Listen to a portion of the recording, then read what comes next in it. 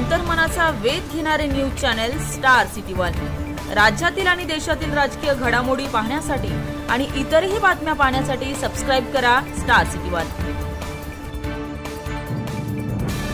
सगळे कार्यक्रम झाले ज्यात राजकीय नेत्यांचीही व्यासपीठावर काय उपस्थिती लागली। ते संमेलन पवार हे या पूर्ण बघा प्रधानमंत्र्यांपासून अध्यक्ष होते, पूर्णपणे चुकीचं आहे।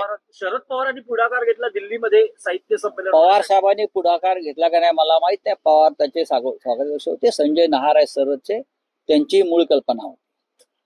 मी त्यांना काल फोन केला, त्यांनी हात वर केले, ते म्हटले आम्ही निषेध केलाय नीलम गोरेचा।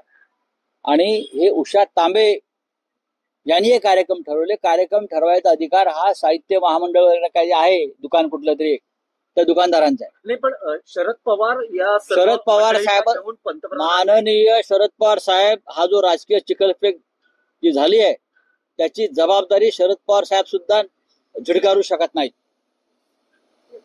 त्यांची ते ज्येष्ठ आहेत, ते पालक होते, ते स्वागताध्यक्ष होते।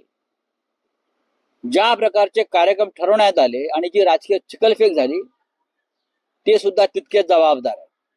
संमेलनाच्या अध्यक्षा तारा भावळकर यांनी सुद्धा याच्यावर निषेध व्यक्त केला पाहिजे, पवार साहेबांनी निषेध केला पाहिजे। पण पवार साहेब गप्प आहेत, अजूनपर्यंत भूमिका नाही। आता आज त्यांना माझा आवाज त्यांच्यापर्यंत आज जाईल ना। आता गप्प कसे राहू शकता? तुमच्यावर चिखल फेकतात तेव्हा आम्ही उभे राहतो ना। ही कोण बाई आहे नीलम गोरे?